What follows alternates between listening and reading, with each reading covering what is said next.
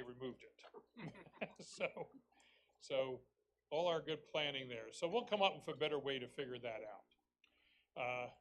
But the best I can say right now is you go to meetups and you can see, oh, there's the calendar. Okay, I'm sorry. You do click on the calendar in meetups. So I guess that is still there for the time being. But what happened was they sent the administrators, Rob and I, a message saying they're going to get rid of the calendar feature. So all the dates we had in the calendar going forward, they erased. Good feature, huh?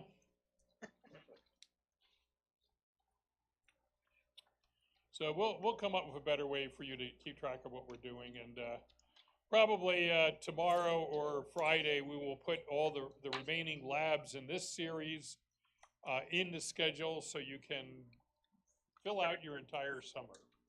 So Rob put together an agenda, and we're going to cover ASP.NET for 5 months. Today it's really introductory stuff. In fact, you're going to learn how to do ASP.NET using Visual Studio Code. Did everybody read the fine print on that? Okay, so it's the exact same syntax, C# that you would type into Visual Studio itself, but we're going to learn Visual Studio Code just because it's an interesting thing to learn. And so he'll walk you through all the steps on how to set all that up. That'll be a big part tonight. We do have some monthly meetings scheduled. I'll just tell you about those. And in 2 weeks from tonight, we're going to have Scott K is going to do the future of C#. It's a session that he gave at CoCamp. It was very well received. And Chris, what are you going to talk about in 2 weeks? We're going to take a look at Blazor. Blazor. Has anyone heard about this new thing from Microsoft called Blazor? A 3-paragraph description of it. But you want to catch that. That's a very interesting technology. Basically, you can write C# in the browser instead of JavaScript. So if you want to see about that, you should come back here in 2 weeks, and Chris will do a demo of that. And then next month, we have what is our lab topic in the beginning of May? Razor pages. We might get cut that night. Hey, Bill. Yes, sir. Can you move the mic up a little bit? No, to your mouth. I know you're loud. People on. Oh, you mean I should talk like this? Thank you. Okay. People online want to hear you. That's true. It takes some adjustment. I'm used to barking, so.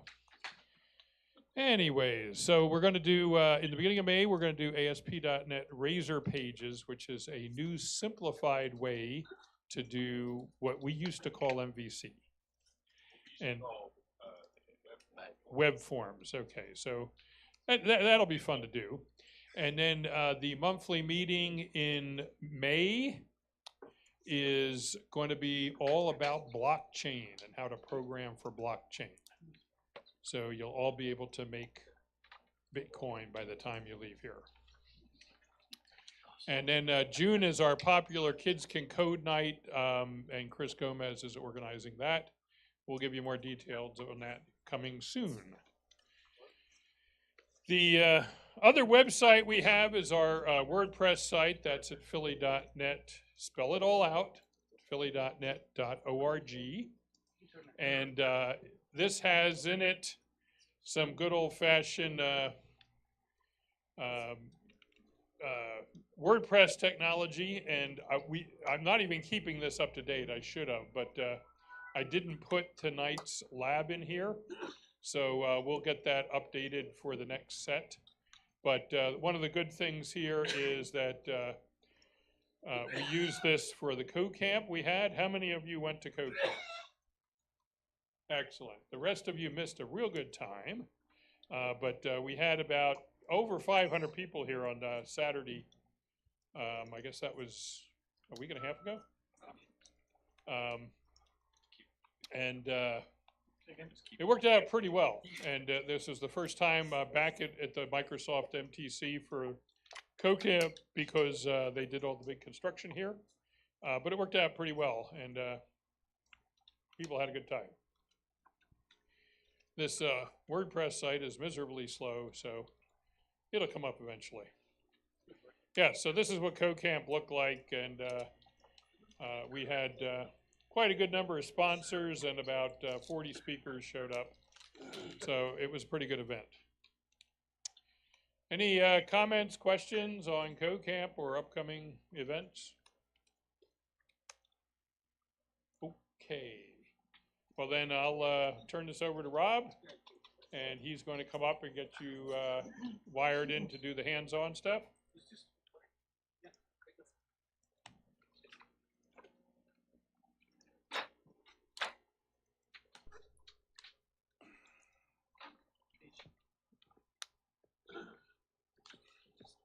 Does everybody have the Wi-Fi code? Oh. Okay, it's written over here, so you probably can't see it. You go to MS Guest. Excuse me. The people out in the studio audience don't need the Wi-Fi code. Oh. Okay, you go to MS Guest, and when you go in there, you choose event code. And the event code is MS Event 058AK. So I guess I could write it all the way on this side too.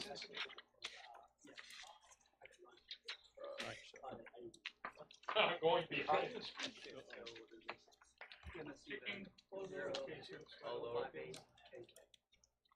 And it is case sensitive.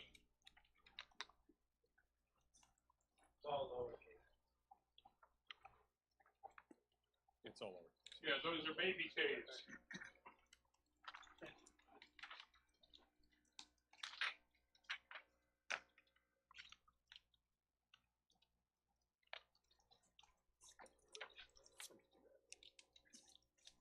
Hey, look at that.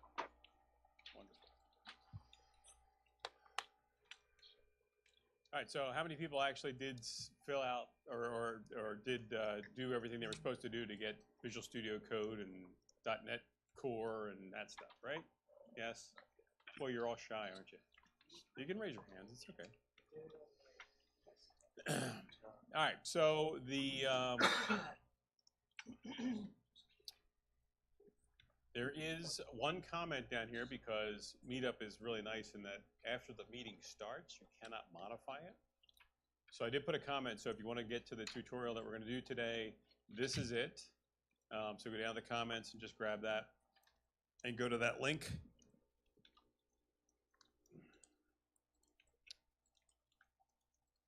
And you should be able to get to our tutorial.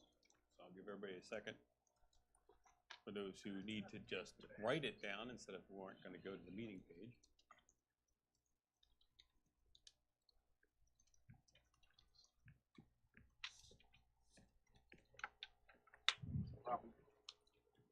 Rob, we got a question already Okay. while people are getting set up. Yes. So the question was, is .NET Core a lightweight subset of the .NET Framework libraries or something different? It's an excellent question. And it's sort of... It's like the whole night, right? Yeah. Basically, .NET Core is, at the moment, slightly less than full .NET, but they're constantly adding more and more things to the libraries. And the nice thing about .NET Core is it will run on any platform, or almost any platform. Shouldn't say any platform, should I? So if you're here tonight with a Mac, you can use the Mac as a Mac. You don't have to worry about running Windows underneath it. If you're using a Linux machine, you can just use a Linux machine. You don't have to set up a VM and connect into a Windows machine for that. So you can just run native. We're going native. All right. So this is what we're going to be doing. And if you notice down here, the prerequisites, that's what I sent out. Those are the different things we're going to use. So .NET Core 2.0 or later. Now, you can find out which version you have of .NET if you open up a command prompt or PowerShell, and you type in .NET version, and that should tell you which version you have. Chances are this is the version you have if you got it recently, because this one, I think I got this one last night. So what you can see there is version 2.1.103.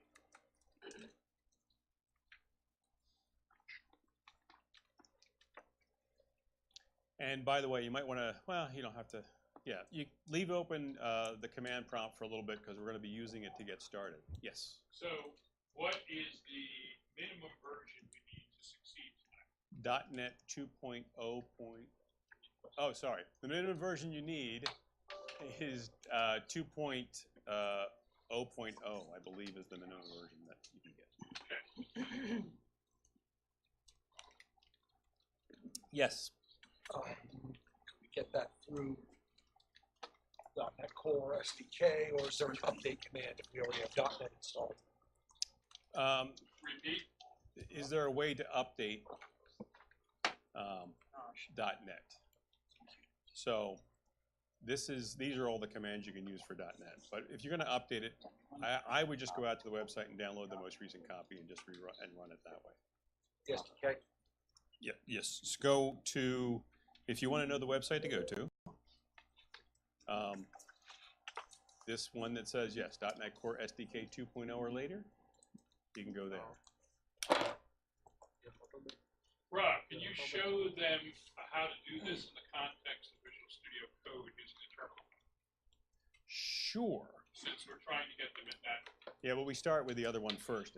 Other commands we will use in that mode, but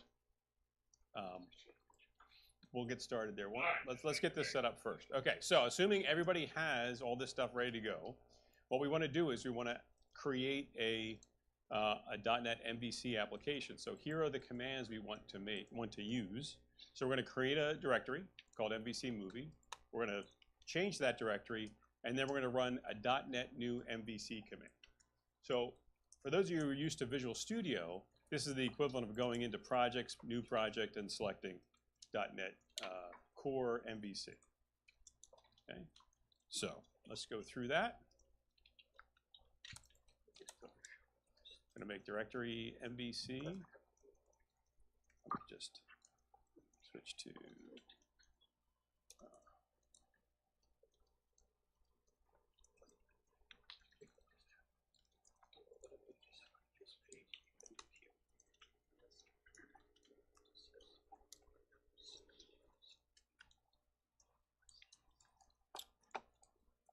so once you're here,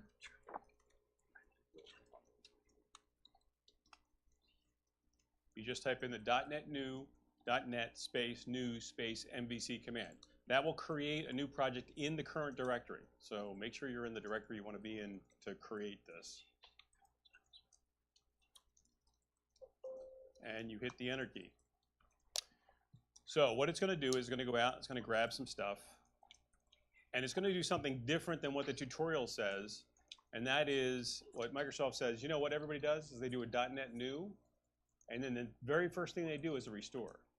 So what they said was, we'll just add the restore into the .NET new, so now you just have to do .NET new. So if you do a directory listing and see what's there, you should see something that looks familiar to most people for an MVC application if you're used to doing that. At least close.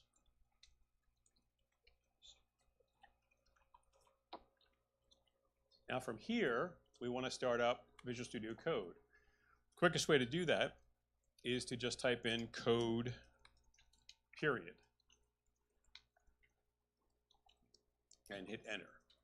So that says to Visual Studio Code, I want to start up Visual Studio Code, and I'm going to use the current directory and load up all the files inside the current directory.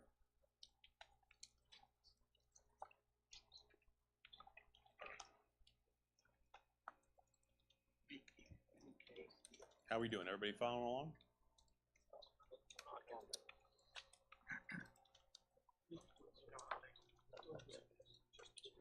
So it should look something like this. Now, there's an alert that comes up. That's important.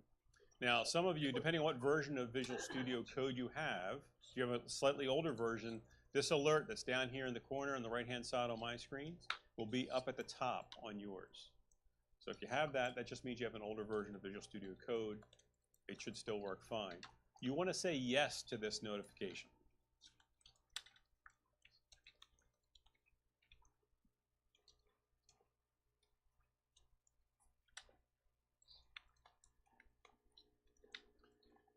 So what did that just do? That just added one little directory up here called VS Code, and it included a couple of JSON files in here. Now, if we look at them, we can see that it has some just setup information about what we're going to be doing. One of the interesting things to look at is this right here, ASP.NET Core environment. So that's the environment that we're going to be using, and it's set up as an environment variable. So there will be some code in the application that you'll look at, that you'll see, that has references, what environment we're using, and that's where it's looking to set that stuff up. And there's a few other things in here as well. And then there's the tasks JSON file, and that lets you build the application. You can see it's saying what version it's using, 2.0, the CS proj file that it's going to be building, that kind of thing.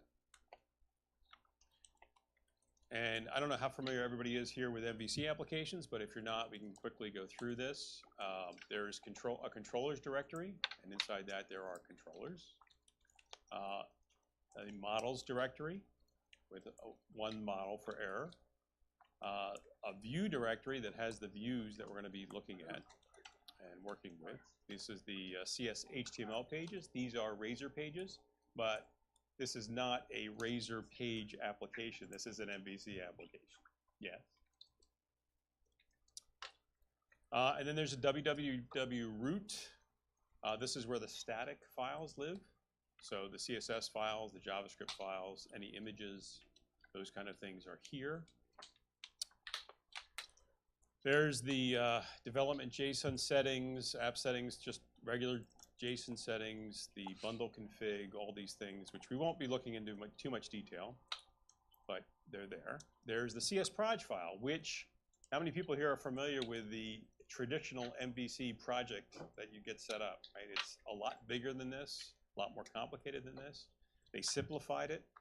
It's sort of a mashup between what they wanted to do with app settings.json and with the CS proj files. So that's where this comes in. And we can modify this directly, and it understands that. And then because it's a .NET Core application, we have the program file, and we have a startup file. And the startup file is where we tell it what we're going to use, things like MVC. And we'll look at this a little bit later. So that's just a real quick thing. So, assuming everybody's gotten this far, and I don't see anybody who hasn't gotten this far, yes? I didn't get the warning when I opened up, Okay. so I didn't get the. And what was the last step to do when you were back that opened this up? When I opened this up, Yeah, like you were. there was a little warning down here that just said add some support files Right. for running a .NET application. I'm assuming you did everything up to this point where you have. Yeah, show them you might be missing the extension. It might be. So you have to have this C# for Visual Studio Code installed, which is one of the things I sent out. Okay. And this helps. If you do not have that, click on it, or do a search for C# for Visual Studio Code in the search box at the top of the Extensions. extension Yes. there.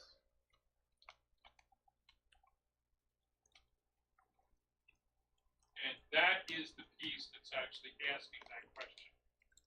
Yes, that is You correct. set up correct. Okay. So assuming you have all this stuff, what we can do, just like we used to be able to do in Visual Studio, is test run it. And how do we run it? Same way we always did, F5, and that should run the application.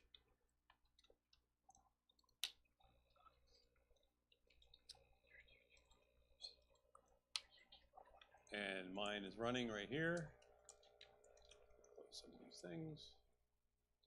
So that's all it should look like. It's a traditional MVC test or you know, setup page for when you create an empty MVC application from Microsoft. So how many people got this far? Yes? Not many. Yeah. Okay.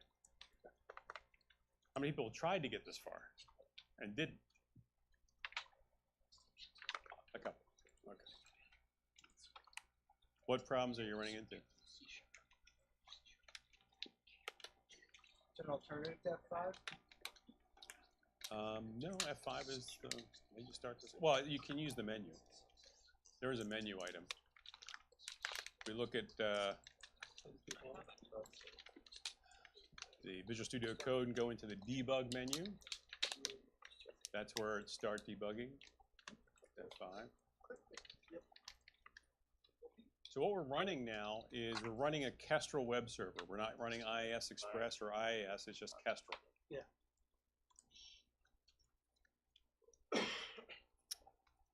This is the debug window that I'm in, so you can see threads, you can see what's going on.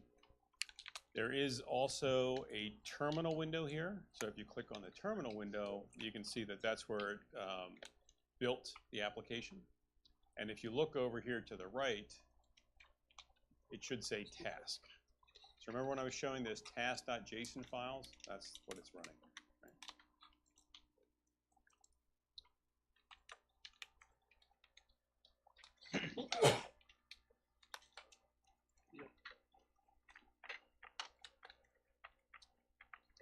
So, everybody caught up?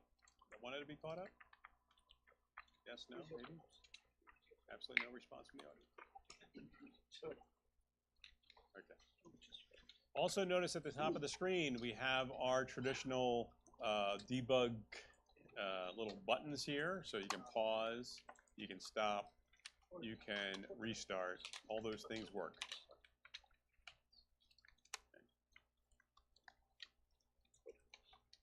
Are those buttons for server side or client side? This is these buttons here. Yeah. It's the same thing that would be in Visual Studio. Server side. Server side? Right. Yeah. Okay. Well,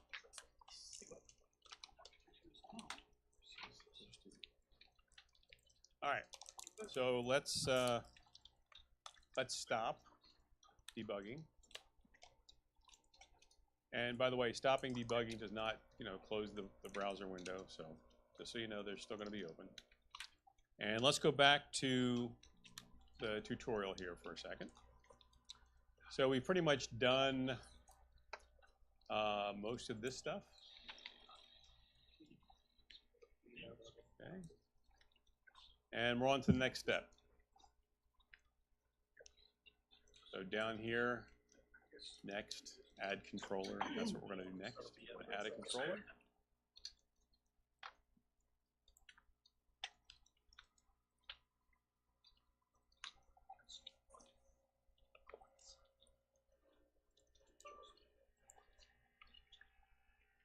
So,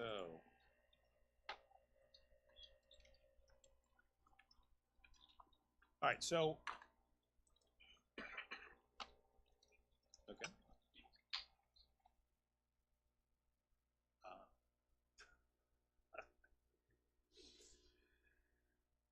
All right, so the way, in MVC, the C is controller, right? So we're going to add another controller in here. For those of you who are familiar with MVC, I know this is a little slow, but follow along and we'll get there. So, unlike Visual Studio, where you can right-click and say add a controller, what we have to do is just add a CS file to our controllers directory. Okay. So, what you can see, what we're going to do is we're going to right-click on controllers, and we're going to say new file, and then we're going to type in the name, which is hello world controller.cs. Now, it's important. I mentioned the CS.cs part because it doesn't default to that. It defaults to whatever you type in. So if you don't type in an extension, you're not going to get one. So let's do that.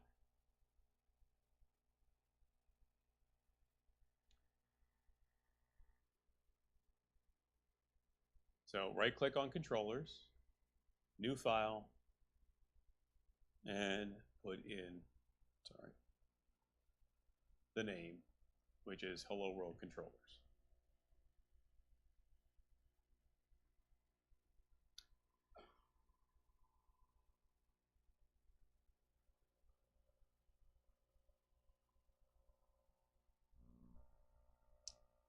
And then in the tutorial, a little farther down, there is what we want to copy into our controller. And once we copy it in there, we'll just go through it real quick in case there are people who don't know what it all means. So, let's put this down a little farther here. All right. So we're using ASP.NET Core.MVC, so that should look a little different than what you're traditionally used to. We also have this encoding web thing in here that we'll be using in just a minute. The methods are index and welcome, okay? And both of them, in this instance, are going to return a string. So, and they're public instance or public methods, and what that means is that they're all available and can be routed to. So you can put in the name of the URL slash, hello world, and then it will go to the index. And if you say hello world slash welcome, it'll go to that. So let's give that a shot just to make sure we've done that correctly. And F5 again.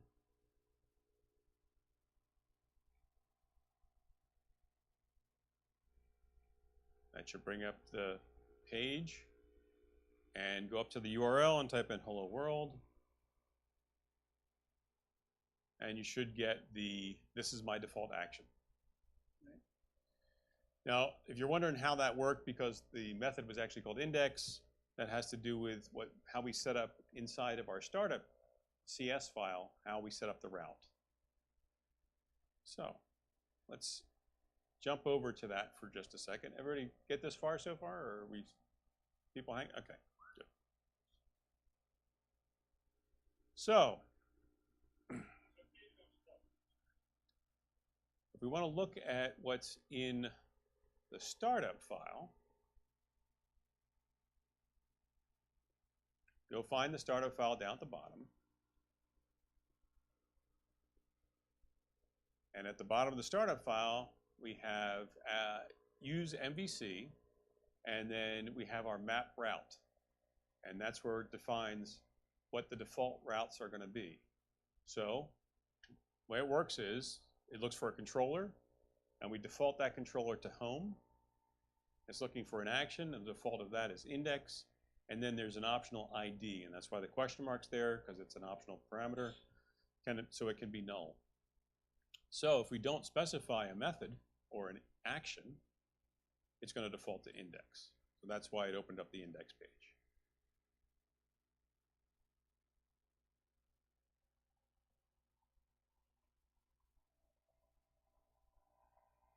If we go back to the web page and put a /welcome,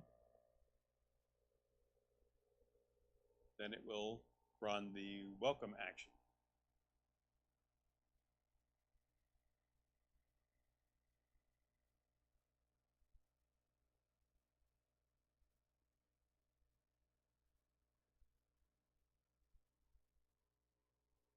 Okay.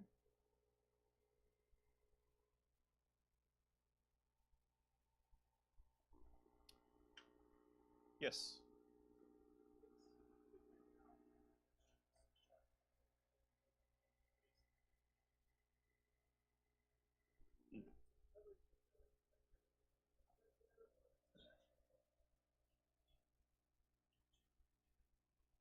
By default, all the methods, unless you specify other words, are get methods.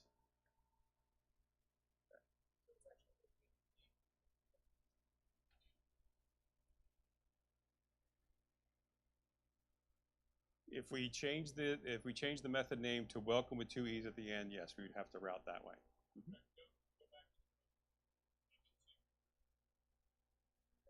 Yes. Yes.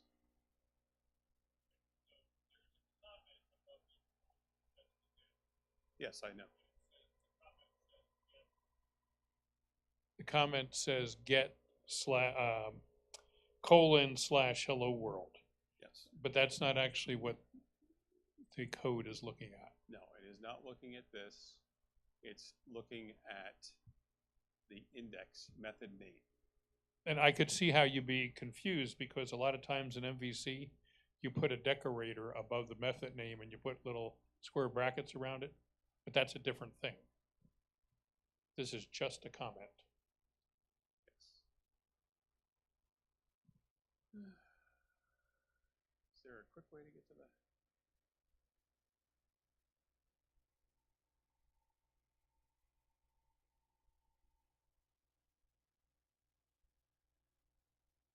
$16, $18?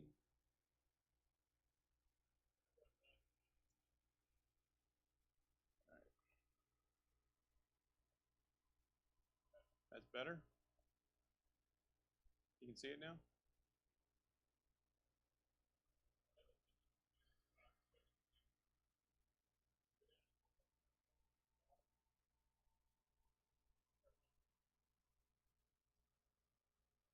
Yes, but you're right. All right. So everybody get that far? Any other questions? No?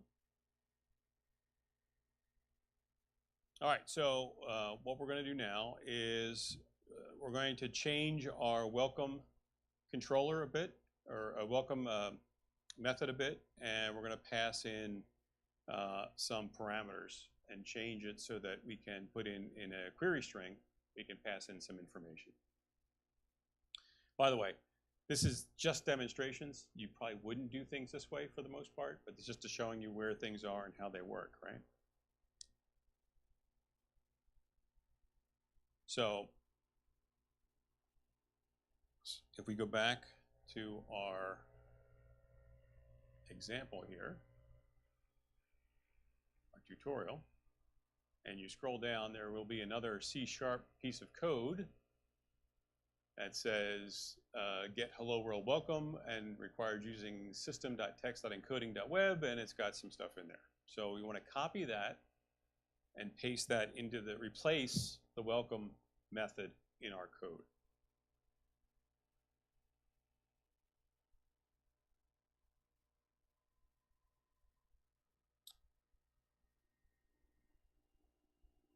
And by the way, to format code in Visual Studio Code, it's Shift-Alt-F.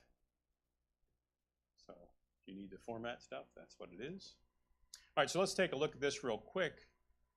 We're passing in a name and an integer called numTimes with a default value of 1, and then we're just going to spit it back out. But we can't just spit it back out raw, because if we do that, somebody could hack our system and put in some JavaScript for a name or do some other interesting things. So that's what this HTML encoder.default.encode is for, right? So that just wraps it inside of a pre-tag so that we don't hurt ourselves.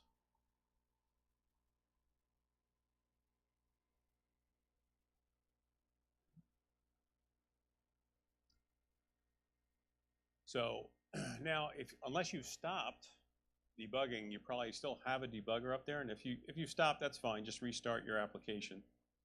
If you haven't stopped, then you've still got this bar up here at the top, and that's fine.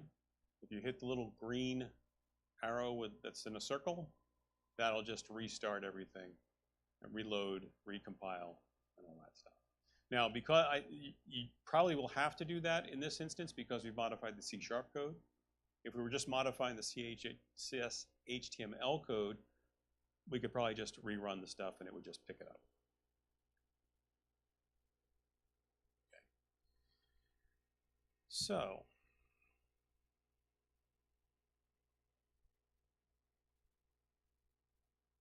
yes, sir.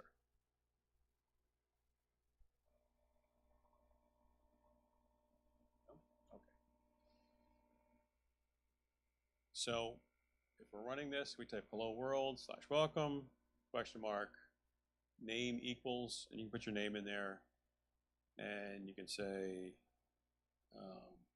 num times equals some number.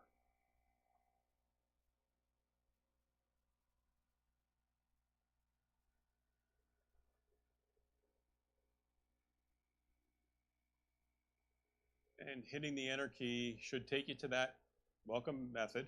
And this time it's going to display, hello, your name, num times is, and it gives you a number.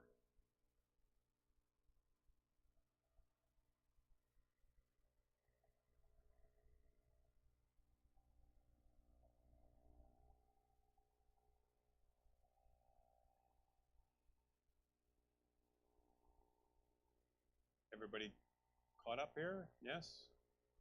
Anybody behind? Needs more help?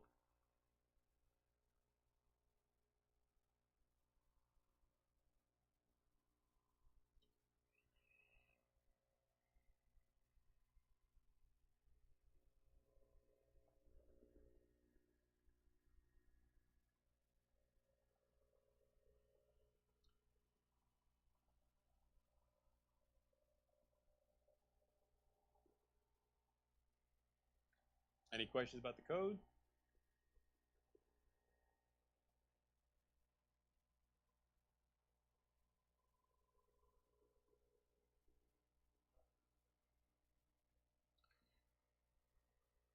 I could have just returned it as a string. So the question is, do I need the HTML encoder for the string interpolation? Now first, what's string interpolation is, for those who don't know, that's this little thing here with the $sign and then putting the parameters directly in the string where they get turned into what their actual value is. That's string interpolation. No, I could have just put the string directly out and it would have worked fine. But it would have also exposed me to potential hacking.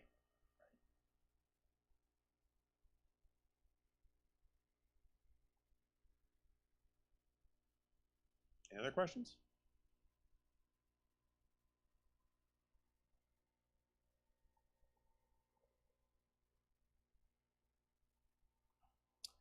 All right, so if we go back to the startup file again, just to take a quick look at that route one more time. So go to startup.cs in the Explorer. Go down to the bottom where the route's defined. And notice we've got that extra piece there at the end, the ID $, or ID question mark rather. We're not using that at the moment, but we can modify our code so it does use that if we wanted to. We would also have to modify the URL so that it is in this form. And by that, let's give that a shot. So if we go in and change the controller, so instead of using int num times equals 1, we change num times to ID, and we change every place we have it to ID. So the code looks like this.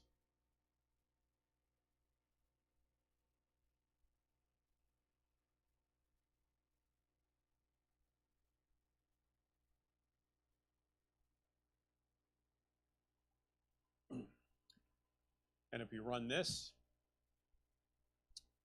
we'll restart the application.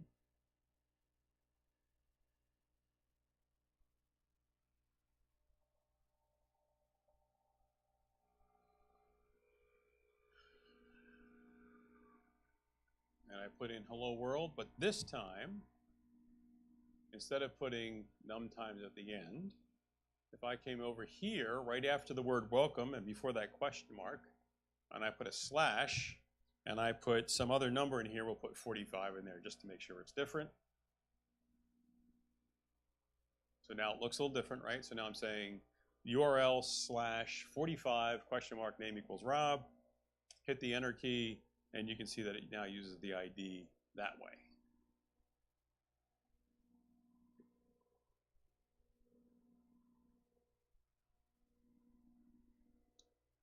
Now I said before that that ID is an optional parameter. That's why it doesn't care if it's there or not. Okay. In fact, because we have a default on ID, if I were to take that out and just do name equals Rob, it's not going to care. It's just going to say, well, ID wasn't set to anything, so I'm going to set it to my default value, which we specified in the method, which is 1, and out it comes.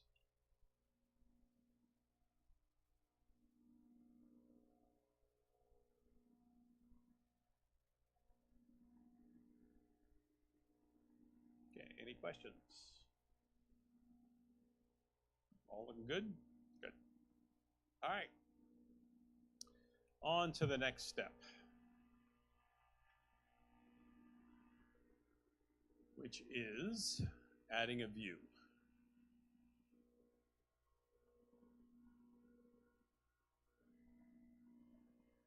Okay.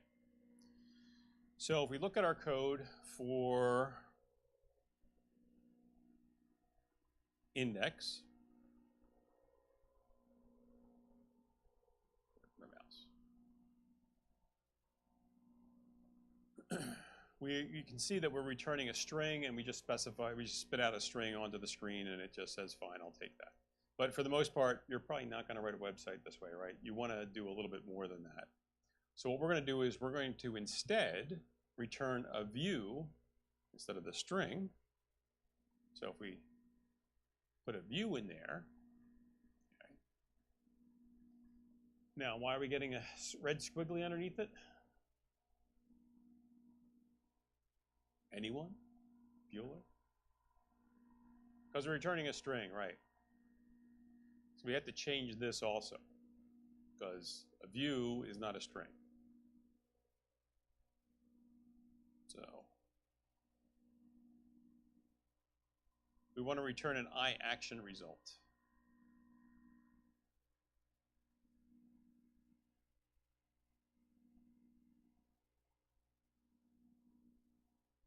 Now, some people will notice who are used to Visual Studio as opposed to Visual Studio Code that we don't have a view yet for index, but we also don't have a squiggly line under the word view or a red line under the word view or some other indicator saying, hey, you're missing something here. Because in Visual Studio you would get that, and here you don't. Just threw me for a second the first time I did this. So, and inside of Visual Studio Code. So what we have to do is we have to create a view for our index. Okay. So what that means is we have to come down here to the views folder. We'll look on the left-hand side. You should have a views folder down here. And notice that there is different directories. There's a shared directory and a home directory. The home directory is for things inside the home controller, but our controller is called Hello World. So that means that we have to create a directory, a new folder called Hello World. So let's start with that.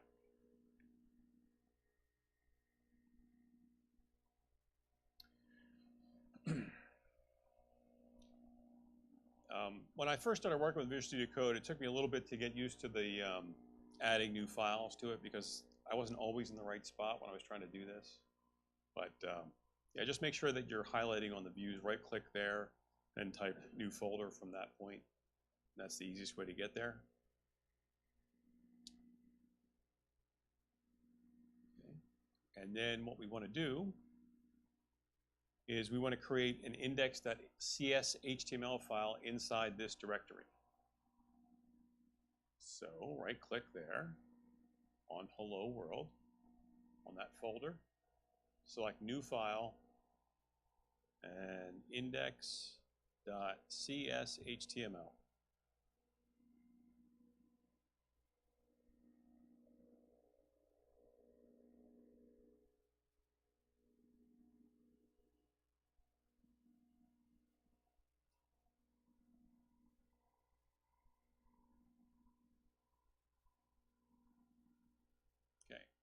If we go back to our code or tutorial,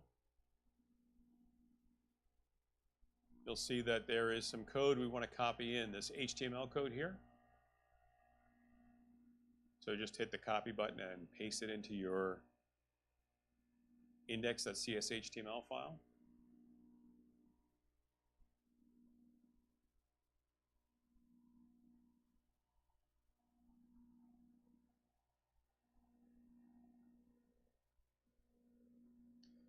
And if we look at this, for those who aren't familiar with Razor at all, this is a Razor page, although it's not a Razor page application, it's still an MVC application.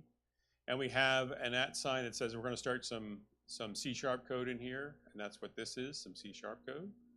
So we've got this view data dictionary, and we're going to add a title to it called index. And then we've got the index h2 tag, and then we've got hello from our view template.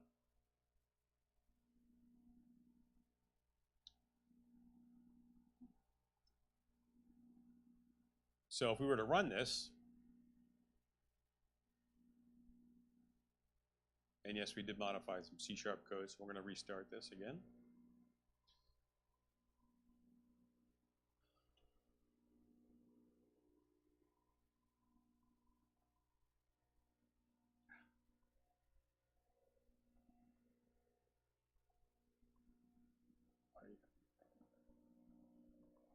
There it is. So again, if we're going to go into the hello world,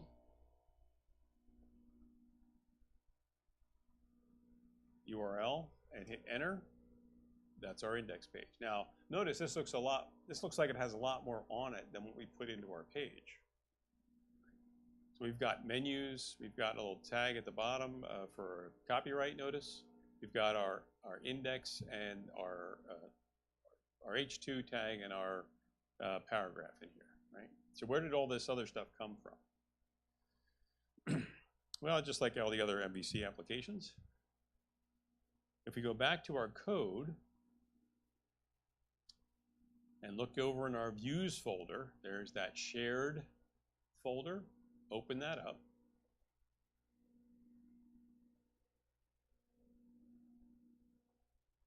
And inside here is the layout.cshtml file. That's what has all that extra stuff in it. So if we open that up, we can see that it's got a lot of stuff to it. Now, some things I want to point out here, that is a lot of what .NET Core has added to, ASP.NET Core has added to MVC into CSHTML files and things, are the tag helpers. There's a lot of them that are built in. So remember I mentioned earlier that we were in the development environment, and we got that development environment from that JSON file.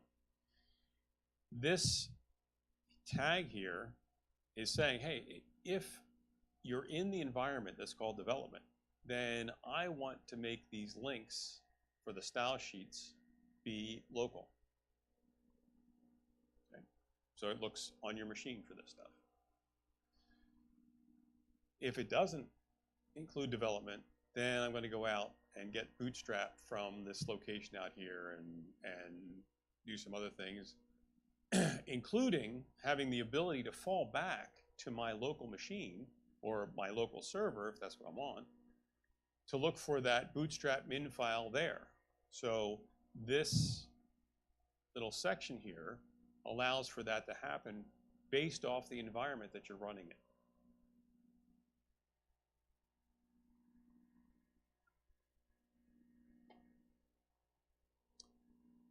So that's a nice little thing.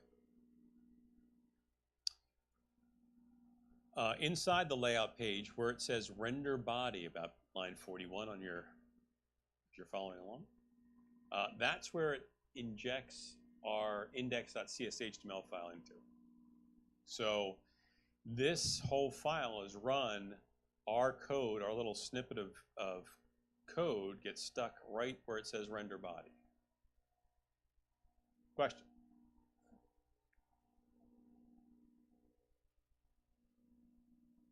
Yeah. So, yes, where is it getting the environment from? If we look up here at VS Code and launch.json up here, we talked about this in the very beginning. There's ASP.NET Core environment development. Okay.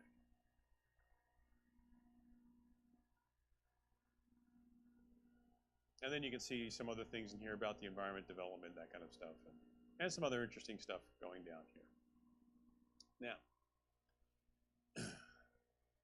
This, when we set up this project, we called it MVC Movie. So what .NET does, it sticks that name all over the place in your code, which probably isn't the best thing for it to do, or at least the nicest looking thing for it to do. So if we go up to the top where it says title, remember I said we stick into our view data dictionary a title? Well, that's where it's being used right there. So it takes what we put into our CSHTML file, grabs it, shoves it in here, and then sticks a dash and MVC movie. So let's change this to say movie app instead of MVC movie, just to make it look a little nicer. And let's change that in a few other places. There is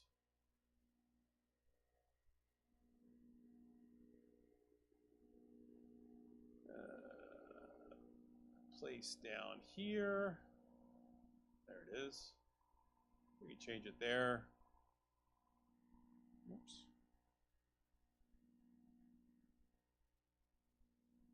And why don't we change the copyright it down at the bottom at the same time?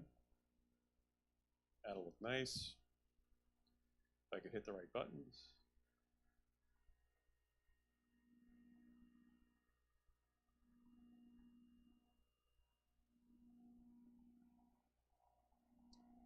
And while we're here, let's get ourselves set up for the next step here.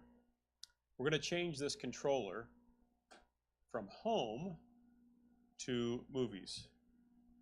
And we'll show where that is in just a bit. So this is just the layout page. We can save this. Control S, by the way, saves the file that you're currently on, in case you want to know. So after you make those few changes, and I'll just leave this one up here, line 29 is where you want to change the ASP.NET or ASP controller to movies.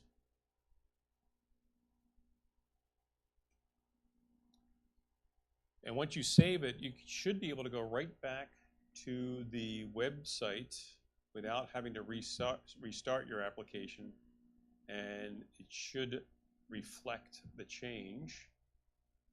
So if you go back there and click like About, you will see that it now says Movie App in the title. It says Movie App up here in the tab, and it has Movie App down here. Do not click on this just yet because the controller does not exist. You'll get an error.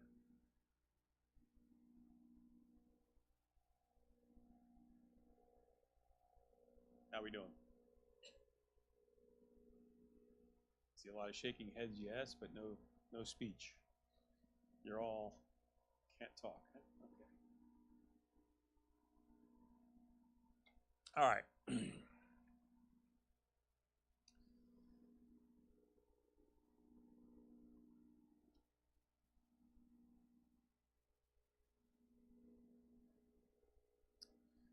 So now the next question you all should be asking is, well, how does it know to run the layout page? Right? You're all wondering that, aren't you? Okay. So we go back to our code. There's another special file called viewstart.cshtml, _viewstart. Every page looks at this. Most of the time, you're going to see just a layout in there. Sometimes you'll see other things put in there as well to make sure that it's on every page. So this is where it says what layout to use. Okay. So this, you can think of this as getting stuck at the beginning of all of your pages, so that when the Razor engine renders your page, it says, oh, what do I do first? Well, I get the layout, and it's called _layout, and I use that. And then from there, I go and create the layout and stick your code in the middle, and everything works wonderfully. If you don't want a layout, you can change this to an empty string, and you won't get a layout. You won't use the _layout page. If you have multiple layout pages, you can do that too. You can specify a layout page inside your CSHTML file at the top, and it would look just like this. And you can specify a different one. So if there are different sections of your website that have different layout pages, different formats, that's what you would use. You would be able to do it that way.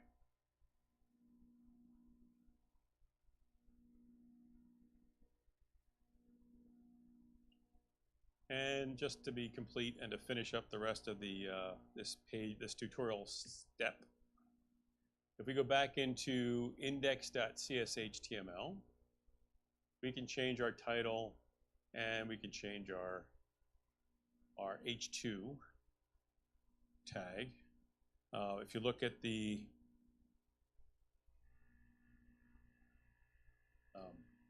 tutorial back here, there is a little farther down. So this, past that, and there it is. You can copy that code. And you could just replace the whole thing if you want. So if we run this now, and again, we don't have to reload, we don't have to recompile because we've just changed the CSHTML files. We save that and go back to our page and use the URL to redirect ourselves to the Hello World page. This is the layout we should see. This is the text we should see, movie list, and we should see this stuff. So let's give that a shot.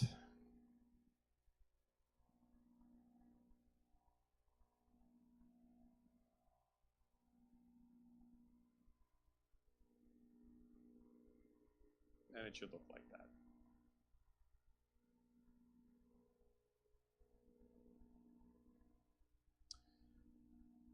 So, any questions so far? Oh, no. All right. Now we're starting to get into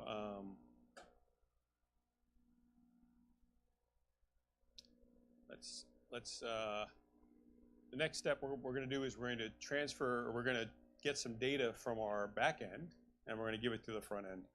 And we're going to modify our welcome page so that it actually will run some code. Nothing fancy, but should get you started. So if we scroll down a little bit,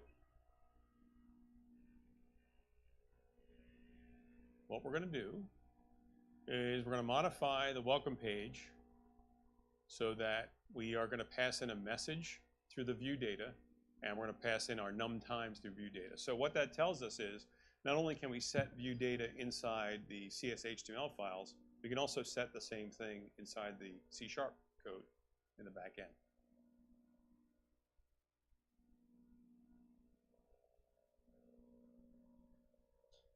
So we can just copy this whole thing.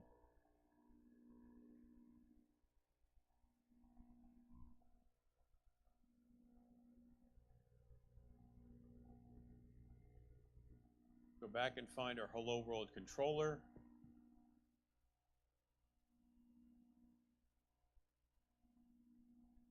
Control A can select the whole thing if that's what you want to do. And Control V. And there it is.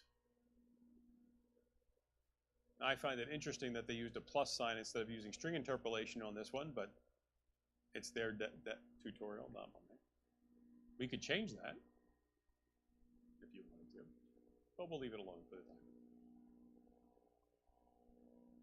So now, when we call the welcome page, we're going to pass in a name and a num times, and what that's going to do is take that data and put it into view data. And now, what are we going to do with it? That's the next step.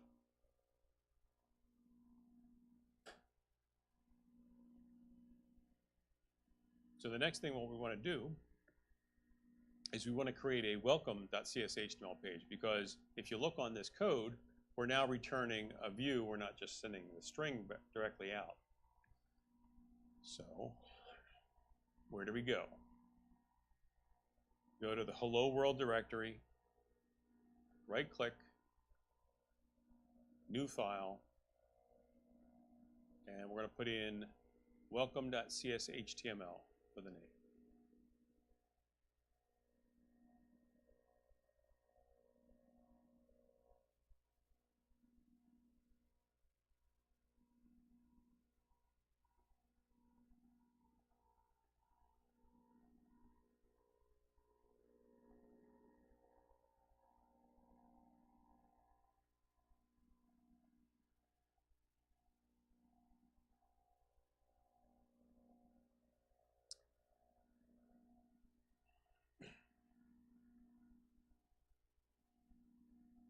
Then we can copy the code for this from the tutorial. So if you go back to the tutorial, this is the code. The HTML code is what we want.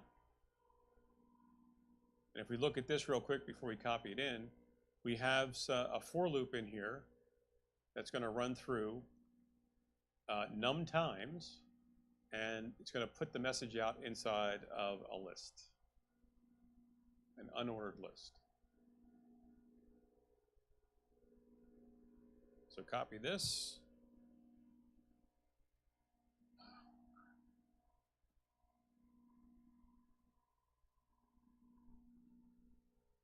And put this over here.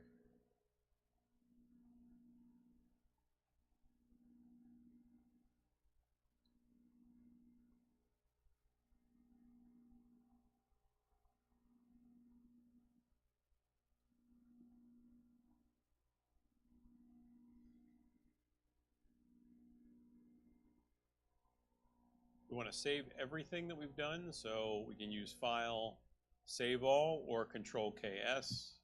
Make sure we've saved everything. And we've modified our C# code, so we will have to recompile this. Let me just make sure I'm in the right spot. So we can just hit this little restart up here at the top.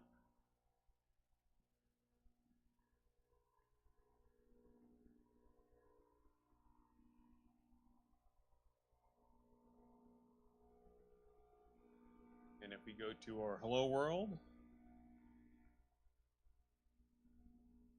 and you can put in your name, num times, as many as you want, and hit enter, and there it is.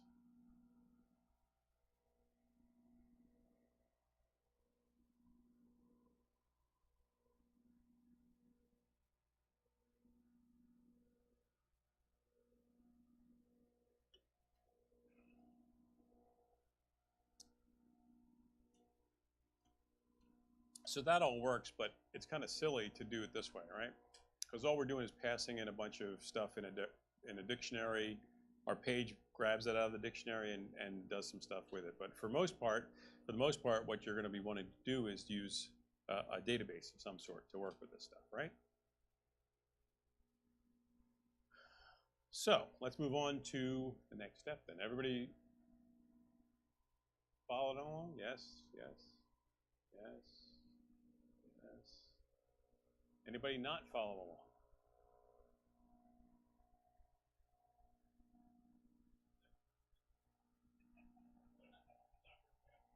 I'll ask it anyway. All right, so the next step in the tutorial is to add a model. So this is the model portion of MVC, obviously.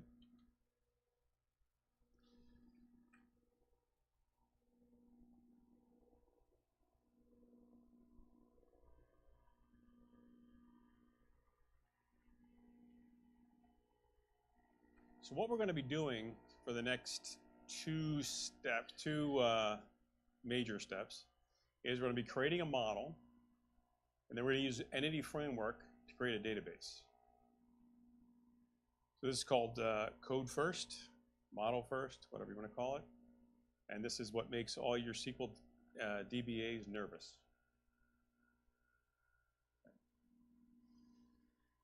But it's pretty simple. All we're going to be doing is creating a simple POCO model for our database first.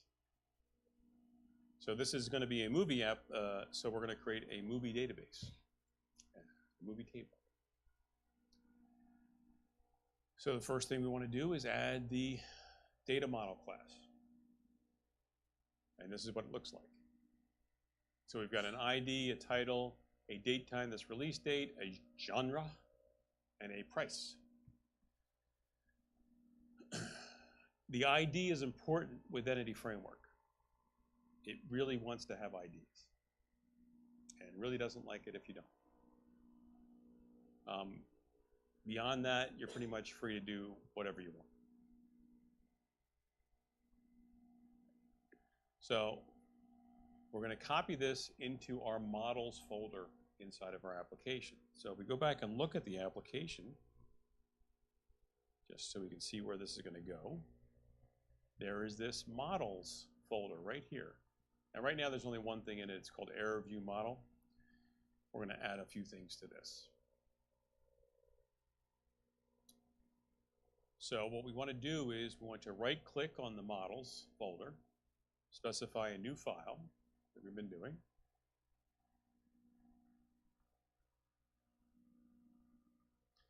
And we're going to call it movie.cs.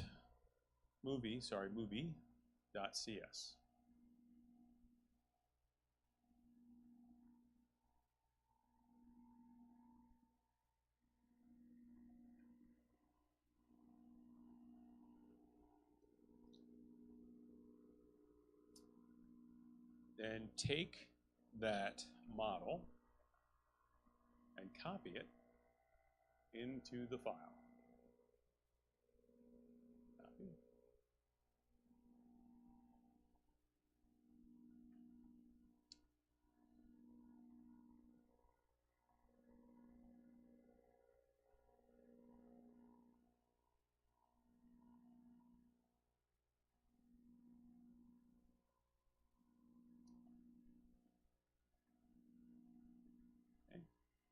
And again, you've got an ID that's an integer, you've got a title, string, a date time that's called release date, a string called genre, and a price that's called decimal, that it's of type decimal.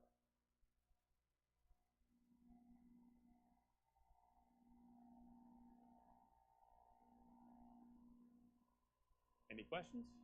That's pretty straightforward. Now we're going to modify the CS project file. This is something you would probably never do in Visual Studio, but you can now, but that's what we're going to modify. So, this is where it gets interesting. So go down and find your mvcmovie.cs project file. It's down near the bottom on the left-hand side of the Explorer, and open that up inside the editor. Now, the tutorial will give you an entire file you could copy and paste into this. Don't do that. And the reason I say don't do that is because you may not have the same version of ASP.NET Core.all or of the code generation tools. So it's safer just to copy the 2 lines that are highlighted in the tutorial.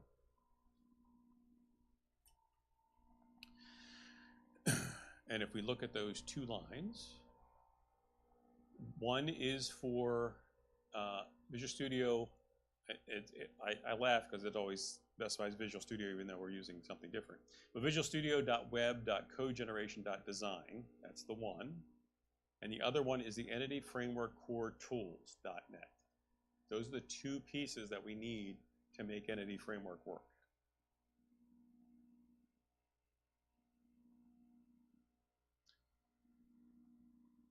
So I'm just going to copy one at a time.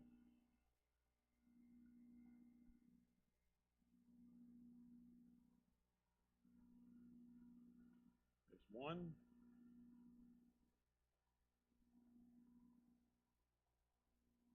Okay. And yes, this is version 2.0. It doesn't matter. That part doesn't matter. I just didn't want you messing up the versions that you already had in your system. That's the one. And the other one is this one. Now, what's going to happen is when we go to save this file, what you should see is another notification that says, hey, you want to restore this because there's some things that are different.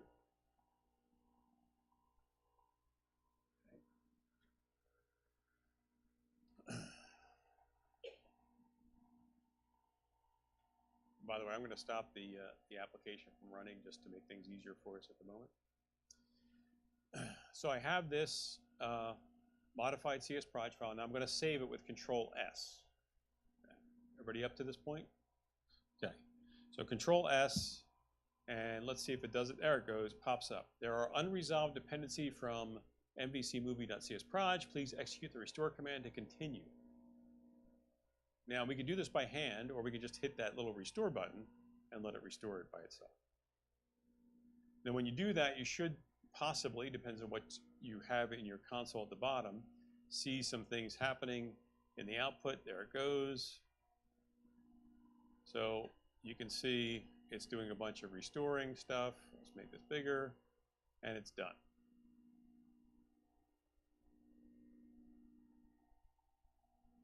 So the important things are that it's installing this code generation utils, all this stuff down here. So notice that it installed a lot more than what we said. We only asked for 2 things, but it installed a bunch of other stuff because there are dependencies on those 2 things, or it has dependencies on other things, and they also get loaded in. So the restore happens and loads everything into your directory. If I wanted to, I could come over here, open up a terminal window, and I could say .NET restore. And that would work too. Okay, that's all that restore command did. That's all that button did is execute this command.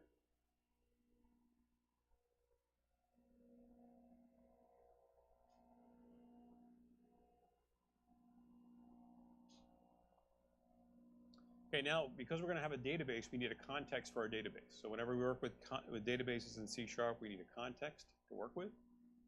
So we want to create a context inside of our models folder. So let's go back to models. Make sure that we're in that directory. Right-click, new file. And we're going to call this MVC movie context.cs. So MVC movie context.cs.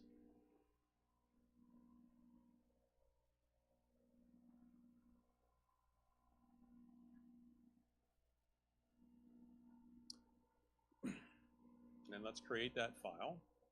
It's an empty file. In the tutorial, we have the code for that. So if we go back to the tutorial, scroll down a little bit. Here is the code we're going to use for our context. So if we copy that into our code,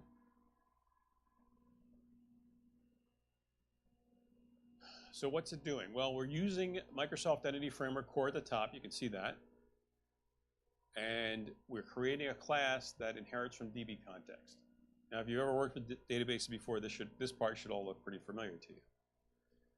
We're creating an MVC movie context, DB context, and we're giving it some in itself. And then if you look down at the bottom, got public that MVC movie models movie. So we're creating a table called movie inside of a database. That's what this is doing, right? Or that's what this is defining, I should say. Now, if we want to use this, we want to tell our system that we're going to be using some of this stuff. We have to update our startup.cs file so that it uses this stuff and allows us to inject it into other places. So we go down to the startup folder, or startup file rather, all the way down at the bottom of the list of files, and open that up, and we'll take a look at it again just to re-familiarize ourselves with it. What the startup does is it tells the system what services we're going to use, and then in certain instances it tells the system how to define those services. So we're going to first tell the startup file that we're going to be using a few new things. So we're going to be using Microsoft.NV Framework Core.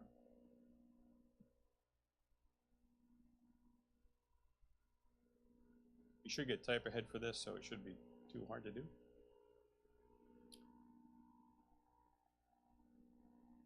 And we also want to use our models because we're going to be using the context CS file from the models. So using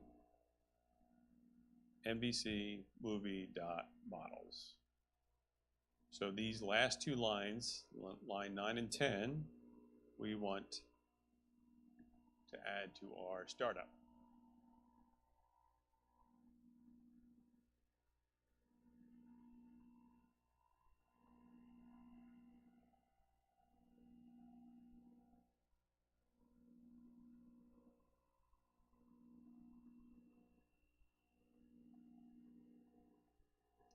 After you got that in there, we want to go down to configure services,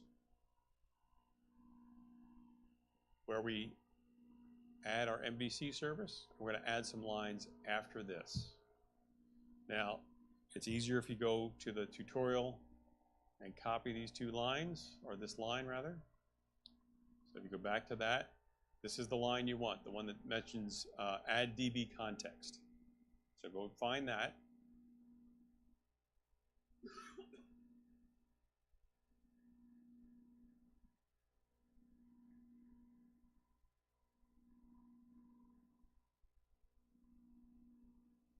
And copy that after the add MVC.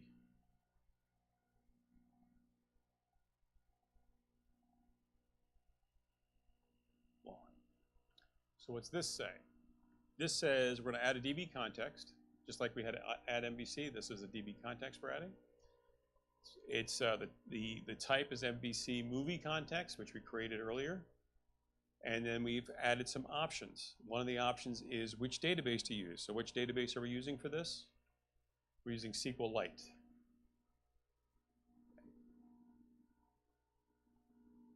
And we're telling SQLite that the data source is going to be called mvcmovie.db.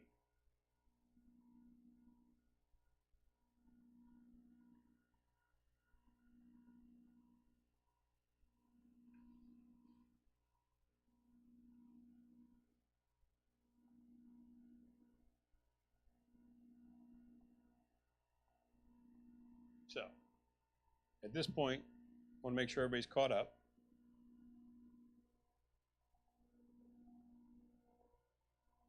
I'll wait. Yes?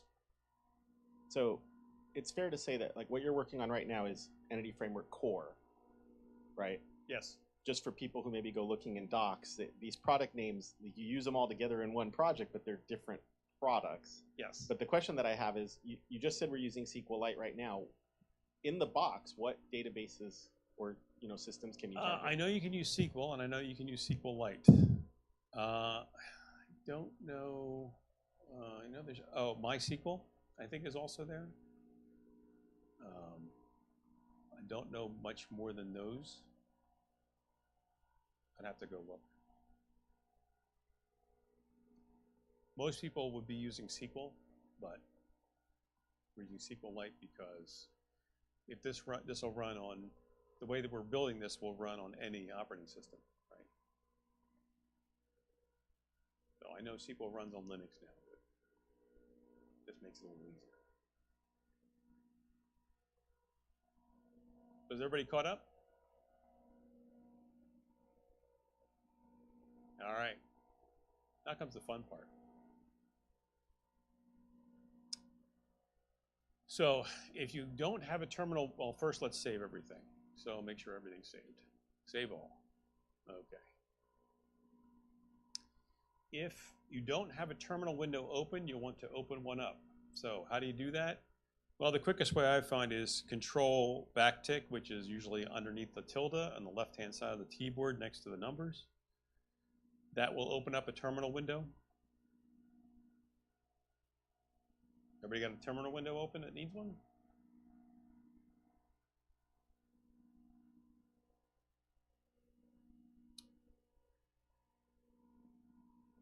Now, just to be complete, we're going to do a .NET restore. And you can type this in and do this, and it should be fine. It should just work. There shouldn't be any issues. It's just to make sure we've got everything that we need. Now, there's a command in the tutorial you'll want to copy because it's way too long to type. I know how much you all like to type. So we just did the .NET restore.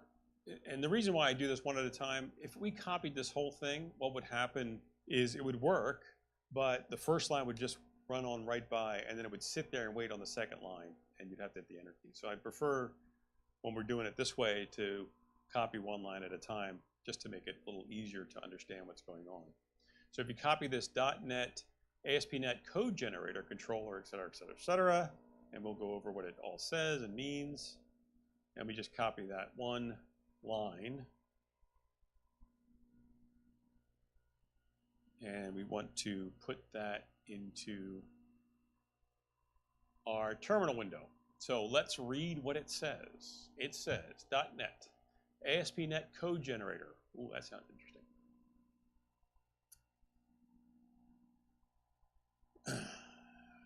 Controller. So we're going to basically, we are creating a controller. And the name of the controller is called Movies Controller. And the model we're going to use is movie. And the data context we're using is MVC movie context. And then the rest of it is essentially telling it where to go and what layouts to use and what libraries to use for the references for the scripting. Now, so they go, well, we're creating a controller. What do we need scripting for, right? All right. On left-hand side of your screen, before we hit the enter key on this, let's just do a real quick close down most of this stuff and open up controllers and open up views. Make sure everything's sort of closed in views. So it looks something like this. And the only reason I'm doing this is so you can see what's going on. So if we hit the enter key now, what's going to happen as we wait patiently? Come on, you can do it. There we go, building project. So it's going out, it's building the project. Why is it building the project? Because it has to look at the DB context and the movies model. And what did it just do? Well, if you were paying attention real quick, what you see is it created this movies controller file, CS file, and it created a movies view folder. And inside that movies view folder, it created multiple CS HTML files to do create, delete, details, edit, and an index file. Pretty cool. And if we look at that movies controller, we can see that it did a bunch of methods in here for getting, for posting back, for editing, for, let's see what else. There's the edit, there's another edit, a bunch of edits, a delete action, and that's pretty much it. So it created all this code with that one command we entered. And that is from .NET. So it looks at our project, looked at the DB context, said what is it that it's working with, what's the model that we're using, and then went ahead and built all this stuff for us. Now, if we look at some of the views, like the index view, what you'll see is, hey, there's some stuff in here. This looks like it was from our model. There's title, there's release date, there's genre, there's price. So all this stuff is in here. And it also set up ASP actions to do edit, to show details, and to do deletes. So it gave us all that stuff more or less for free once we set up the POCO class and the DB context.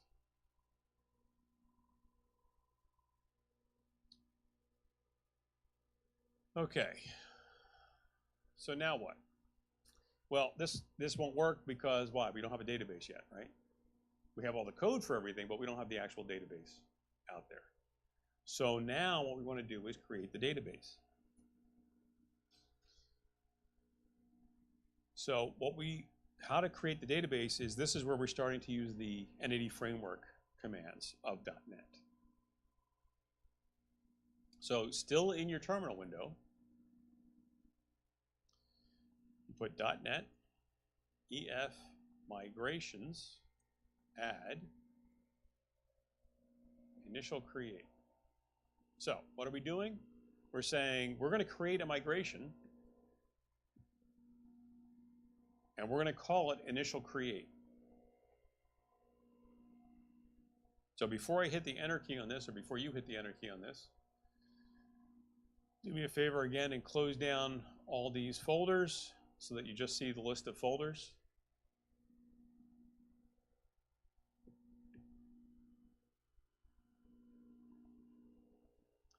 And the name, initial create, that's arbitrary. That's whatever you want to make it.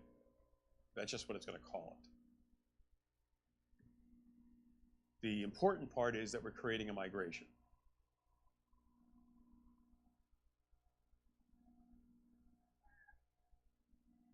Okay. Now, the way this works is it looks for the DB context stuff, and it works off of that. So, how we doing? Everybody up to this point? Ready to hit the enter key? Dying to hit that enter key? Okay. Hit enter.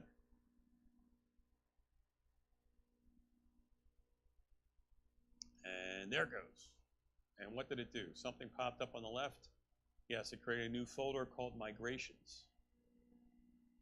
If we look inside that, we have a date timestamp. That's the beginning part. And there's this initial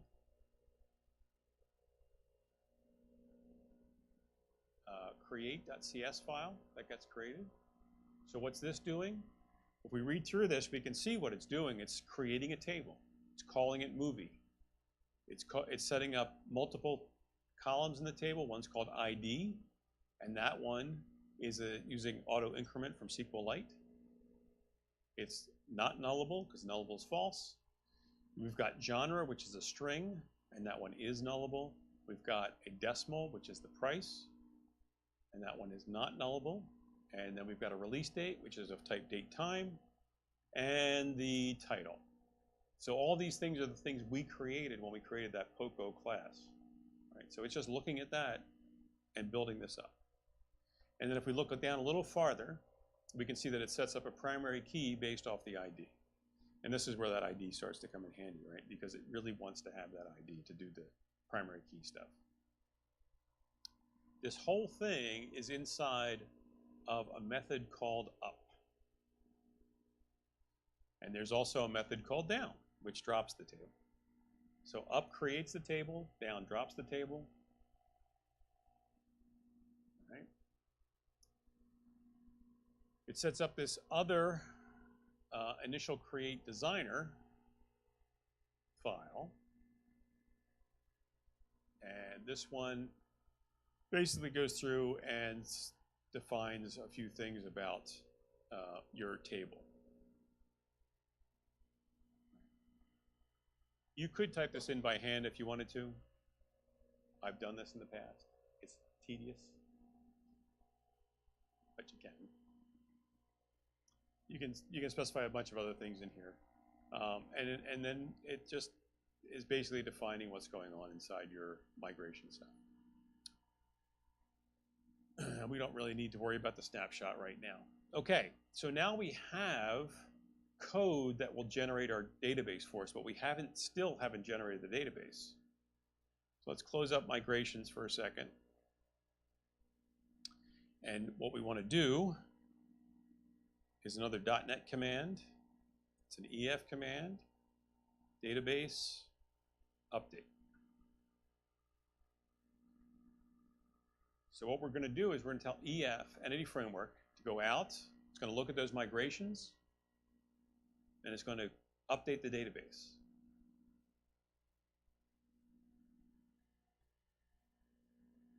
And when we run this, you should see on the left-hand side, well, you should see a bunch of stuff go by first.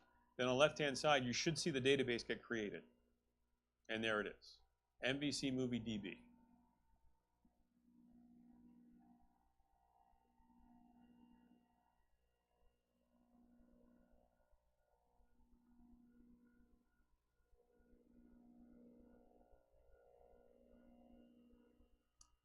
If you have any SQLite utilities, you could go out and look at this. There's nothing, and I looked inside of Visual Studio Code that will open this up and take a look at it, unfortunately.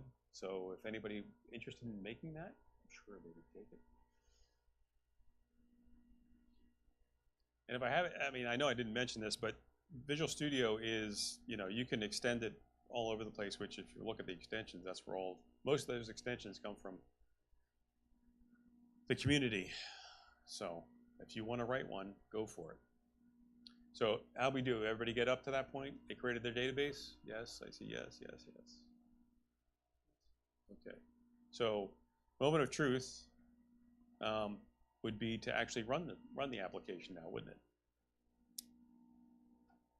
So let's try and run it.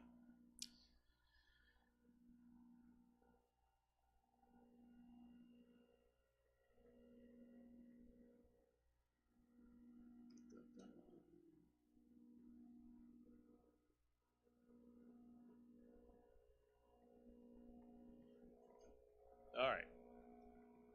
Well, so far so good. Now, how do we get to that? Well, remember back when we were playing with the layout page, we modified that one controller? That's this one right here where it says Movie App. That's that controller that we modified. Click on that. If everything works right, you should see a page like this. And you should be able to create records in your database. So if we hit on Create New, there's our nice little, you know, you can put Star Wars or whatever you want in here. I don't know, when was Star Wars released? 1978 sometime. I'm not going to go back that far, but isn't this nice? You should see this too. You ever seen something like this? Where you get nice little drop downs?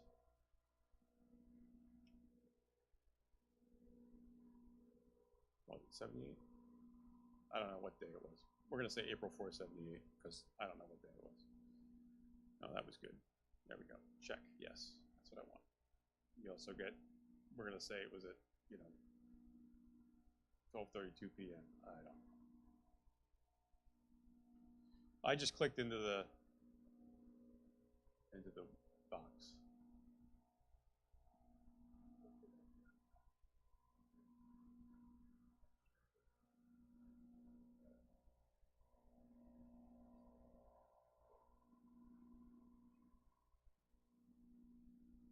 Really? Anybody else get that? An error 500 when they tried to run it? No? Application Insights. Yeah. Okay. We're not playing with Application Insights, but there's probably a line in there about adding Application Insights. Yeah, okay.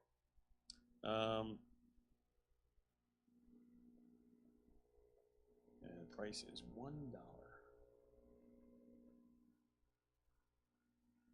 And you can hit create, and there it should be, and then it's in your database. We actually did update the database with that.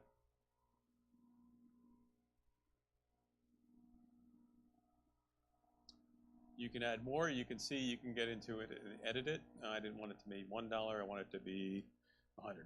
I don't know. You can look at the details. It just shows you this. And we can delete it if we want to, which we won't do for this second. We will eventually. Okay, pretty cool, right? How'd everybody do?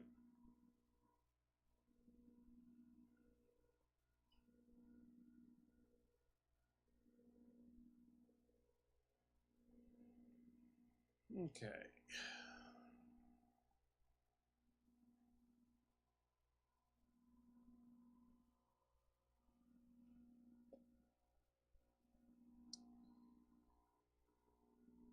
Now, it would be nice, would it not, if we didn't have to come up and start this up with an empty database every time we started the application. When we're doing development work, it's kind of stupid, right? We want to have some data. So we can seed our database if we add some code. Simple enough. So we go back to the tutorial. And let's go to the work with SQLite step. So it's the next step after this one. We've done all this stuff. Working with SQLite.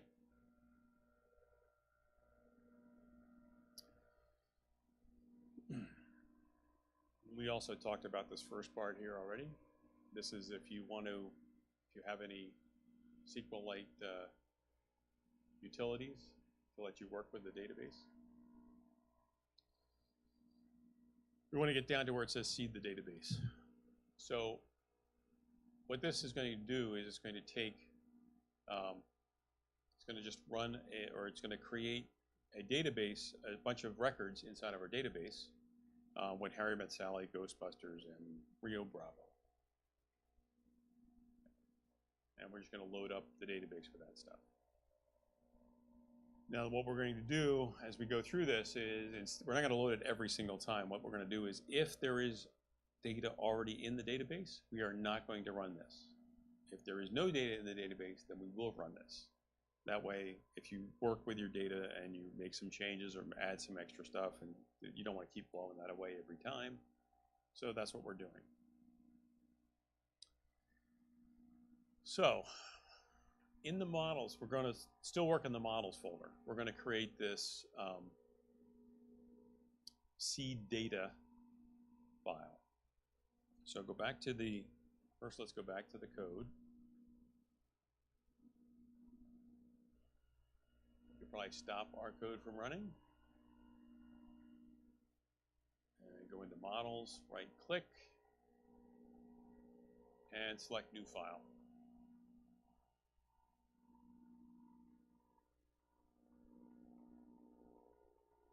And this is going to be called seeddata.cs.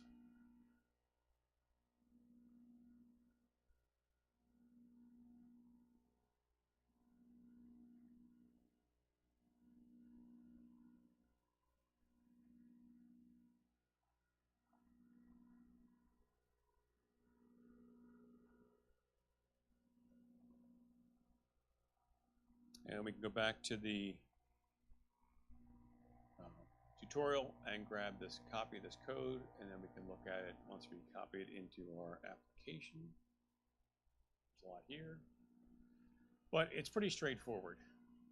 What it says is, first we're going to set up a context for the movie context. So we're using var context equals movie, MVC movie context.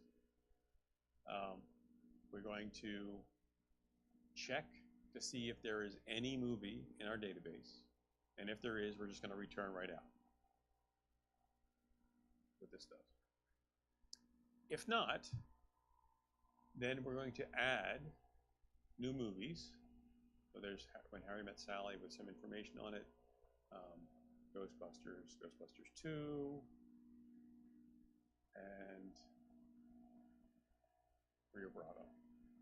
And then, once we've added all those movies to our context, we're going to save the changes. Now that's just going to write it back out to the database.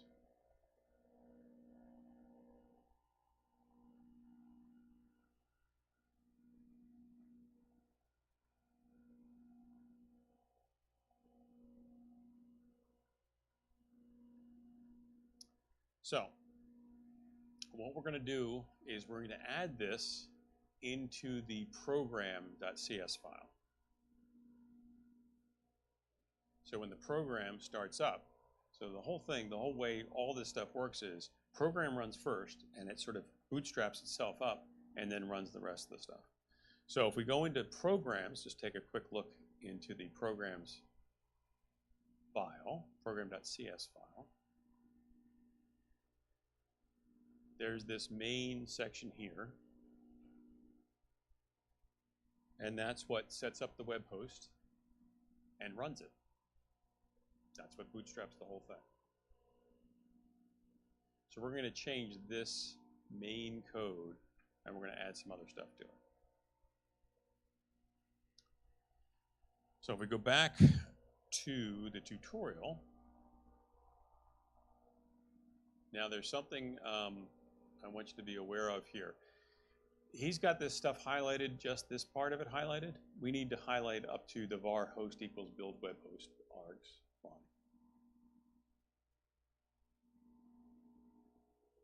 And take all that.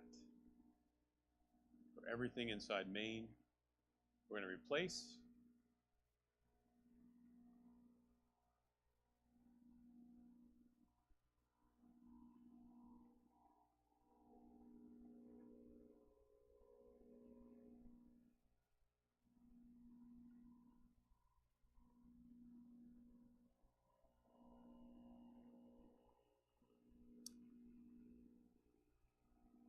You should get a couple errors.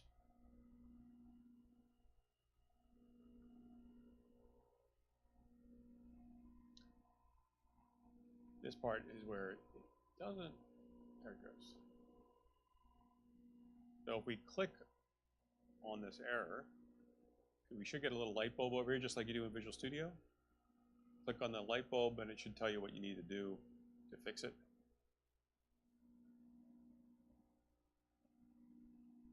Do that.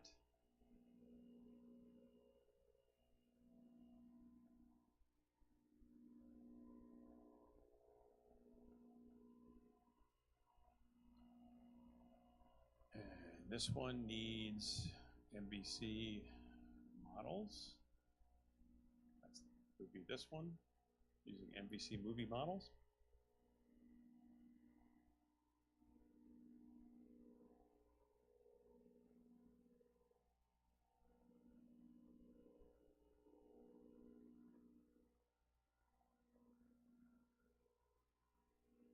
And that should get rid of your errors. By the way, I don't know if you noticed or not, but over here on the left-hand side next to the programs, it had a number of how many errors were in that file. So, and it turned it red.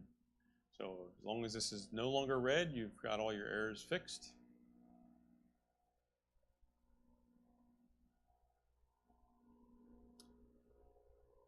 So now we want to see if this actually works.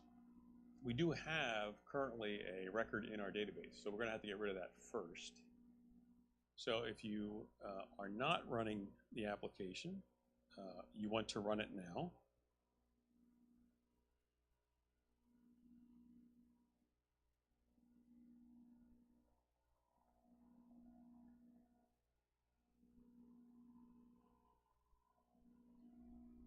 You'll want to go into the list of movies. So notice we just ran it and it did not do anything to our database, didn't change anything. So you can see that that part's working. So it saw that there was something in our database, said no, I'm not going to run now. So it just left. So let's get rid of whatever entries you put in, however many entries you put in there, so that we have everything is gone. And it should look like this.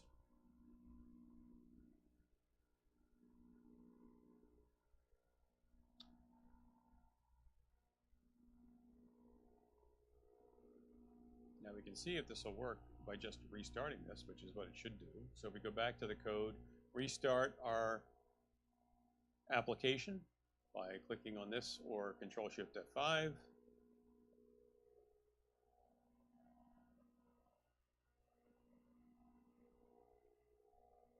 should bootstrap it. If we go into Movie App, look at that. Looks like it worked.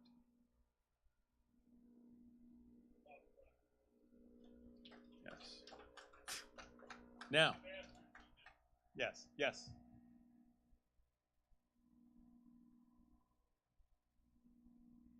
Yes, you could check for the, is there a way to check for the environment? Yes, there is a way to check for the environment in code before you go out and blow away the database, yes.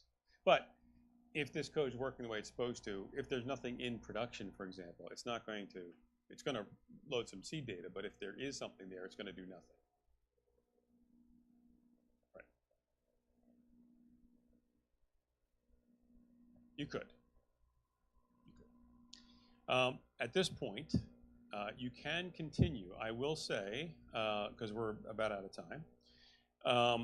So, some things to be aware of if you're going to finish this tutorial.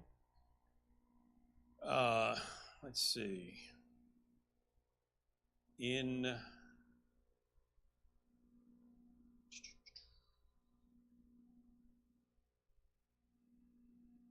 at one point he tells you to drop the database. And the reason why he says that is because SQLite cannot do the same kind of migrations that SQL can. So if this was a SQL database, we wouldn't have to drop the database when we do some updates. So what we're doing at one point is he's adding a new field, and that's this section here, adding a new field.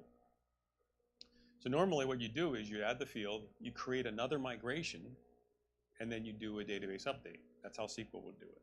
And it would just say, okay, fine. And it would go through and say, oh, I can add this database, this extra field to the database table. I'm all happy. And everything would work fine. SQLite can't do that. Why can't SQLite do that? I don't know. But it can't. So what he tells you to do is he tells you to drop the table, which is fine, but he doesn't tell you how to recreate it correctly. So you drop the table, then you have to go in, and I'm just going to show you this real quick, to your migrations.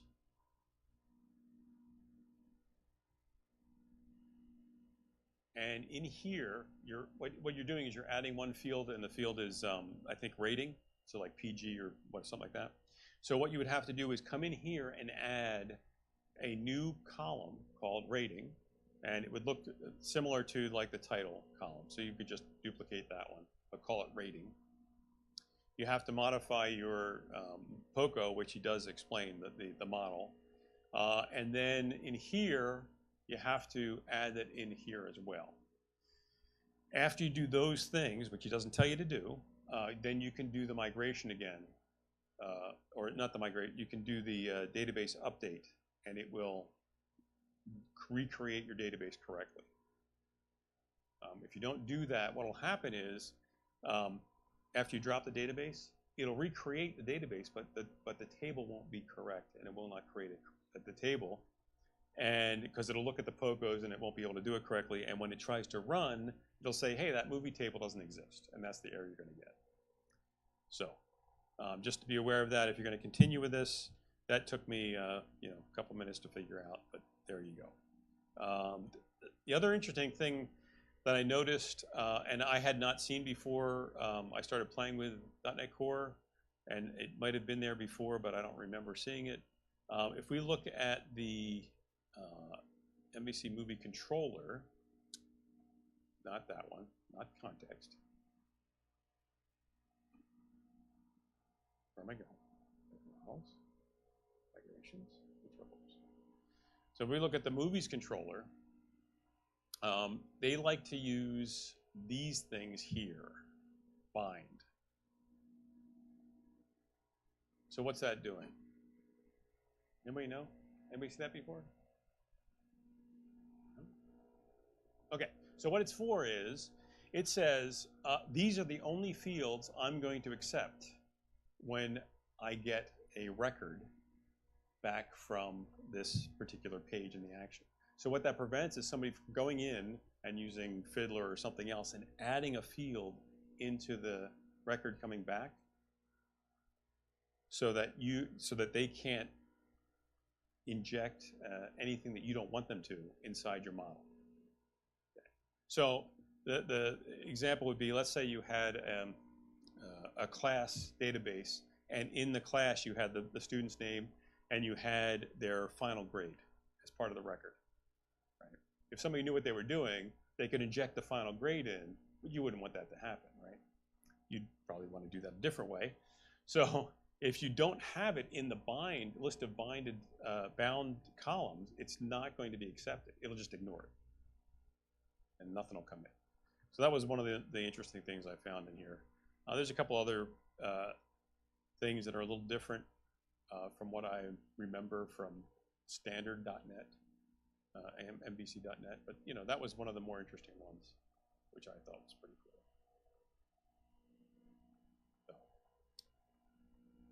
So, that's pretty much all the time we have. So, any questions about what we've done so far? So you've got a working database. Yes. Mm-hmm.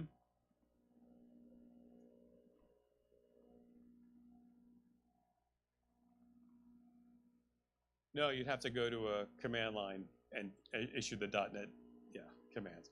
There is a, you know, that you've got the, what's it called? That's where the NuGet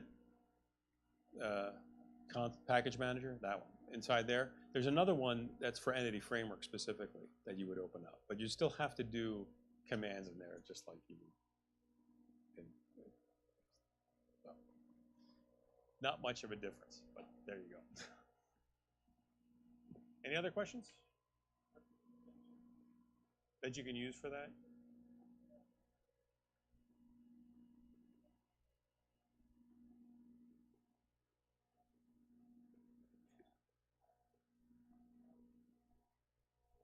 Yeah.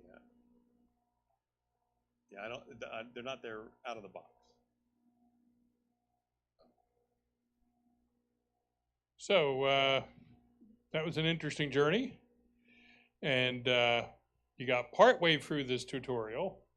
But my observation is my one command didn't work, so I had to stop. I don't know how many of you made it all the way through, but you basically spent the last 50 minutes on Entity Framework, which, just to be clear, is an optional part of ASP.NET Core. You could easily have used some other ORM like Petapoco or Dapper, which is, in my estimation, much simpler than this.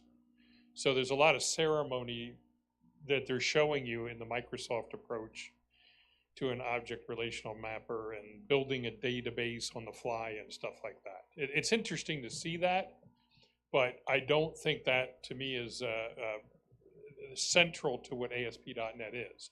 Had you gotten to the next section, it would have actually shown you how to take the data and change the views and things to make it show the data in different ways, which would have been very interesting.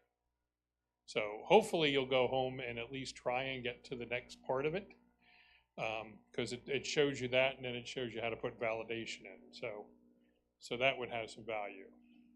So we're going to try and do some more tutorials over the next couple months on this.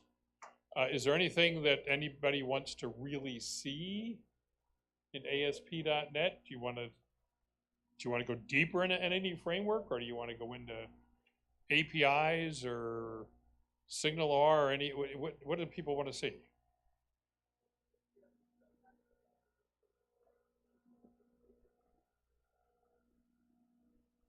Can it use a second level cache?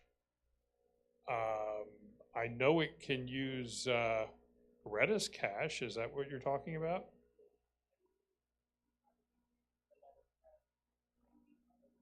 Well, Redis is a typical way to do that, yes. Now, again, because I commented on there's different ways to access data. A lot of applications today, you don't even have a database. You're connecting to a cloud service. So in that case, you would be using a REST API or something like that. So, but yes, there are ways to do that. Any other comments, questions? All right, everybody had a wonderful time. There's probably some food left over because we only had about 50 some people here, and we bought food for 90. So grab something on the way out. Again, we have a real interesting presentation in 2 weeks, Future of C#, and then Chris Gomez is going to show you this new thing called Blazor. And Blazor actually relates to what you learned today, because a lot of the syntax of the Razor syntax is used, but it's used in the browser instead of on the server. I was thinking Fascinating stuff. Thinking about doing that for the last session. We might be able to have a lab on Blazor, as long as you don't make me sit through Entity Framework again. Just promise me. So No guarantees. Not one of my favorite toys. All right, and then we'll have another lab. We'll send you notes about what we're going to cover. Primarily, it's going to be the Razor syntax, or what they call Razor pages. So, all right, have a good night.